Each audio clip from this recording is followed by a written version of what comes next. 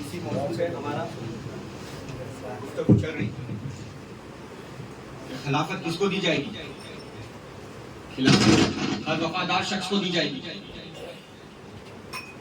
خلافت کس کو دی جائے گی؟ فرما بردار اور وفادار کو دی جائے گی۔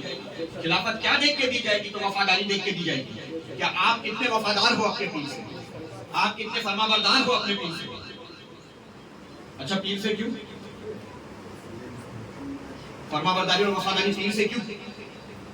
کیونکہ وہی پیر ہے جو تم سے خدا کو، جو تم کو خدا سے ملاتا ہے، خدا کے بارے میں بتاتا ہے۔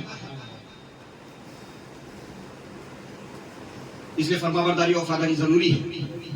اگر فرما برداری اور وفاداری نہیں رہی، قرآن کی ایک آیت سنیے، فی الارض صاحب الخلیفہ، میں نے زمین پہ اپنا خلیفہ مقرر کیا، تو صرف اس وقت کے لیے نہیں تھا، آنے والی قیامت تک کے مقرر ہے۔ قیامت تک کے قرآن رہے گا، قیامت تک کے قرآن کے ہر بول رہیں گے، اس پہ جو لکھا ہے وہ ہوتا رہے گا۔ تو جب ہوتا رہے گا تو قیامت تک کے زمین پہ خلیفہ پیدا ہوتے رہیں گے۔ اچھا خلیفہ کیوں ضرورت پڑ گئی خلیفہ کی؟ نبوت ختم ہو چکی ہے، ولایت شروع ہے، جاری ہے، ساری ہے اور قیامت تک رہے گی۔ اب خدا کے بارے میں کون بتائے گا؟ تو خدا کے بارے میں بتانے کے لیے خلافت اور ولایت رکھی گئی ہے۔ جو شخص خدا کے بارے میں بتائے گا اس کو خلافت دی جائے گی۔ خلافت کا مطلب یہ ہے خدا کے بارے میں بتانے والا، تو اس کو خدا کے بارے میں بتائے گا، جو خدا کے بارے میں بتائے گا اسی کو خدا ولی بنائے گا۔ ارے دوست کے بارے میں جو بتائے گا اسی کو تو دوست رکھا جائے گا۔ دوست کا مطلب ہی ولایت، ولی کا مطلب ہی دوست ہوتا ہے۔ یہ سمجھنا بڑا ضروری ہے۔ وفاداری یہاں ہوتی ہے میاں، یہاں ہوتی ہے میاں۔ عقل عیار ہے، بھیس بدل لیتی ہے۔ عقل عیار ہے، یہ بھیس بدل لیتی ہے۔ دل نادان ہے، عشق نادان ہوتا ہے۔ وہ قرآن کی کون سی آیت تھی؟ ذرا پڑھ کے بتائے۔ قرآن سمجھانے کی کوشش کرتے ہیں۔ یہ طریقہ میرا نہیں، یہ طریقہ میرے بزرگوں کا ہے کہ سما شروع ہے، لوگ عشق میں ہے، اب خدا کے بارے میں سمجھایا جائے تو جلدی سمجھ میں آئے گا۔ کیا آیت ہے؟ تم اللہ سے ڈرتے رہو اور اس تک پہنچنے کا وسیلہ تلاش کرو اور اس کی راہ میں جہاد کرو تاکہ تم کامیاب ہو جاؤ۔ سبحان اللہ بول دے، سورہ مائدہ کی آیت ہے میرے خیال سے، برابر؟ فابتغوا الیہ بالوسیلہ، اللہ قرآن مجید فرقان حمید میں فرما رہا ہے، بڑی شان اور شوکت سے انہوں نے فرما دیا، بڑی شان اور شوکت سے ہم نے سن لیا۔ کیا سمجھے وہ بس اس کو سمجھانے کے لیے پیروں پر رکھا گیا، اس کو سمجھانے کے لیے پیروں پر رکھا گیا، اس کو سمجھانے کے لیے خلافت دی گئی ہے۔ کیا سمجھا بتاؤ؟ اے ایمان والو اللہ سے ڈرو، وہ نکال کے رکھو آیت، اے ایمان والو اللہ سے ڈرو اور اس کی راہ میں وسیلہ تلاش کرو۔ پہلا جو لفظ ہے اے ایمان والو، اس سے کیا ثابت ہوتا ہے معلوم؟ پوری آیت کا آپ نے غور و فکر ہی نہیں کیا، پڑھ لیے، سمجھیں گے کیا؟ سمجھیں گے، پڑھنے کے بعد سمجھ کی منزل ہے، سمجھ کے بعد میں عمل کی منزل ہے، عمل کے بعد میں فیض کی منزل ہے۔ عمل کرو گے تو فیض ہوگا، تبھی تو سمجھ میں آئے گا کہ تم نے جو پڑھا اس پہ کتنی طاقت ہے۔ نہیں تو سنی سنائی باتیں ہیں ساری۔ پہلے ہی بات اللہ فرما رہا ہے اے ایمان والو، پہلے ہی ایمان کی بات بول رہا ہے۔ ایمان کیا ہے؟ حضرت ابو حنیفہ رحمۃ اللہ تعالی علیہ فرماتے ہیں اقرار باللسان و تصدیق بالقلب و اعمال بالارکان، زبان سے اقرار، دل سے تصدیق اور اعضاء کے تمام اعضاء کے ساتھ عمل ہی ایمان ہے۔ ایمان کیا ہے؟ کلمہ طیبہ ہے۔ تو ایک کلمہ پڑھنے والے اے ایمان والو، اللہ مخاطب ہو رہا ہے ایمان والوں سے جنہوں نے کلمہ پڑھا ہے۔ سنو کس سے مخاطب ہو رہا ہے؟ مکمل ایمان والوں سے۔ ایمان کس پہ لانا ہے؟ اللہ اور رسول پہ لانا ہے۔ تو جنہوں نے اللہ اور رسول پہ ایمان لے آئے، جیسی ہی تم نے پہلا قرآن کی یہ آیت کہتی ہے اے ایمان والو، تم نے اللہ اور رسول پہ ایمان لے کر آگے بڑھ گئے۔ اب کیا کرو؟ اللہ سے ڈرو. پھر کیا کرو؟ پھر اس کی راہ میں اب ڈرنا. اے ایمان والو، پہلے ایمان مضبوط کر لو، پھر ڈرو، اور اس کے بعد کی منزل ہے وسیلہ تلاش کرو. کس چیز کے لیے وسیلہ چاہیے؟ اب آپ کو پتا ہے وہ جو ڈر ہے نا، پہلا ایمان، اس کے بعد میں تقوی کی منزل ہے. وہ ایمان کے بعد تقوی کی منزل ہے. پورا کے پورا یقین کامل تمہارا خدا پہ ہونا چاہیے کہ میرا اچھا میرا برا سب خدا کرے گا.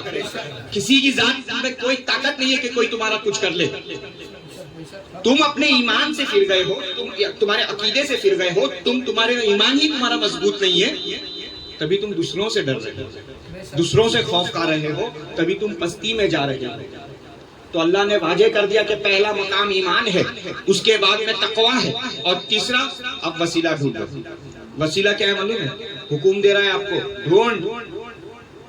میرے پاس اگر آنا ہے نا، اب وسیلہ ڈھونڈ. میں نے پوچھا اللہ میں نے تو تجھ پہ ایمان لے کر آ گیا، اب وسیلہ کائے کے لیے؟ پورا ایمان ہے نا میرا، پھر وسیلہ کیوں چاہیے؟ تو پتا چلا جو ایمان تم نے لائے ہے وہ سلامت رہنے کے لیے وسیلے کی ضرورت ہے.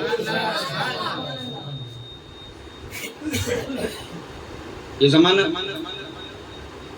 بڑا نازک دور سے ہم گزر رہے ہیں، پل پل میں ایمان بدل رہے. بس اسی لیے پیر کی ضرورت ہے کہ وسیلہ ڈھونڈو تو تمہارا ایمان سلامت رہے گا، یہ زمانے کے لیے سلامت رہے گا. تو ایمان، قرآن کی آیت کو ہم نے بنا سوچے بنا سمجھے آگے پڑھ کے تو چلے گئے. تو پیر کیا کرتا ہے معلوم؟ وہ سمجھاتا ہے اب اللہ کی راہ میں وسیلہ ڈھونڈو. اچھا وسیلہ ڈھونڈنے کے بعد کیا ہوگا؟ اب اللہ فرما رہا ہے چوتھے نمبر پہ جہاد کا حکم دے رہا ہے. اب جہاد بولے تو آپ کے ترنت ذہن میں کیا رہے گا؟ تلوار لے کے باہر نکلنے کا نہیں. یہاں جہاد نفس ہے، اپنی نفسوں سے جہاد کر. وہ چار کو مار کے تم بڑے نہیں ہو سکتے. اپنے ایک نفس کو مار لینا بہت بڑے تونگری کا کام ہے، جبکہ وہ مرتا ہی نہیں. وہ چار مر جائیں گے، وہ نفس کو مار کے دکھاؤ میاں. تو بس وہ نفس کو زیر کراتا ہے پیر. یہ جو مقام، یہ منزل، یہ تمام چیزوں پہ عمل کراتا ہے پیر. تب جا کے سمجھ میں آتا ہے کہ قرآن کیا کہہ رہا ہے اور ہم کو کیا کرنا چاہیے. تو ایک آیت سے پہلے ایمان ثابت، پھر تقویٰ ثابت، پھر وسیلہ ثابت، پھر جہاد ثابت، اور پھر تم کیا فلاح پاؤ. فلاح کیا ہے؟ پہلے تمہارا ایمان درست ہونا چاہیے، پھر اللہ کے حکم پہ تم کو عمل کرنا چاہیے. جب وسیلہ مل جائے گا، جب تم کو سمجھ میں آ جائے گا کہ تم کو حقیقت میں تمہارا ایمان کیا ہے اور ایمان کہاں ہے، کیسا ہے، کیا کرنا چاہیے، جب یہ سمجھ میں آ جائے گا تب تم کو فلاح ملے گا. میں پوچھتا ہوں یہ فلاح کیا ہے؟ کیا ہے یہ فلاح؟ تب تم کو فلاح ملے گا. لوگ تو مجھے پتا نہیں کیا سمجھتے ہیں فلاح. میں کہتا ہوں تب تم کو خدا ملے گا. مجھے نہیں پتا فلاح کیا ہے. ہو سکتا ہے آپ جنت کی طلبگار ہو گئے اور ہم فقیر. میں تو حقیر ہوں. فقیر تو میرے پیر ہے، میرے سلسلے کے بزرگ ہیں. میں تو ان کی جوتیوں کو بھی لائق نہیں ہوں، لیکن ان کی جوتیوں کے دھول کی بھی لائق نہیں ہوں. ہاں لیکن یہ حقیر آپ سے کہتا ہے کہ وہ فلاح تم کو خدا مل جائے گا. کب ملے گا؟ پہلے ایمان مضبوط کرو، تقوی پہ آ جاؤ. یہ محفل ایمان والوں کی ہے، اس لیے ایمان کی بات نکل رہی ہے. عشق والوں کی ہے، اس لیے عشق کی باتیں ہو رہی ہے. سمجھے؟ سلسلے کے بزرگوں کا فضل ربی ہو رہا ہے. اللہ قرآن مجید فرقان حمید میں فرما چکے ہیں اور فرما رہے ہیں، جو کہ قیامت تک کے ہے. اللہ فرما رہے ہیں کہ میرے اشارے کے بنا کوئی درخت کا ایک پتا زمین پہ نہیں گرتا. اللہ کے اشارے کے بنا کچھ نہیں ہوتا. تو کیا مجال کہ کوئی کچھ کسی کے لیے کر دے. اب اسی چیز کو سمجھنے کی کوشش کرو. کیا مجال کہ آپ یہاں آ جائیں اور کیا مجال میں آپ کو بلا لوں. اللہ فرماتا ہے وہ کرتا ہے. بتاؤ آپ کو بلایا کس نے؟ یہ محفل سجایا کس نے؟ ارے تو پھر جب خدا کی محفل ہے تو کیا خدا دیکھ نہیں رہا ہوگا؟ کیا ہم پہ فضل ربی نہیں ہوگا؟ کیا ہم پہ رحم و کرم نہیں ہوگا؟ یہ یقین کے ساتھ بیٹھو کہ یہ محفل ہی خدا کی ہے۔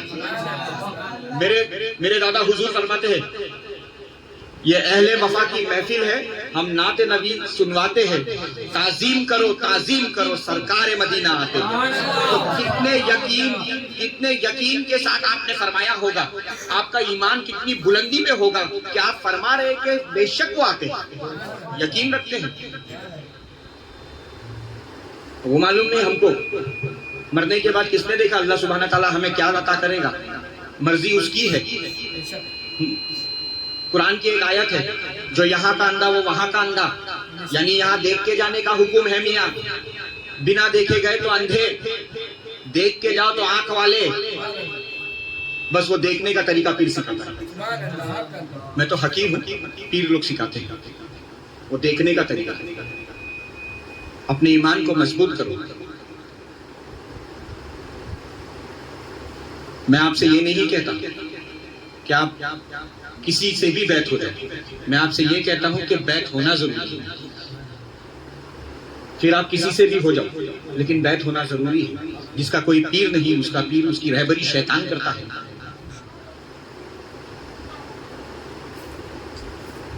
بیعت ہونا ضروری نہیں ہے، بیعت ہو کر عمل کرنا ضروری ہے۔ مرید اپنی مراد کا ہونا، مرید کے لیے سوائے خدا کے کچھ نہیں ہونا چاہیے۔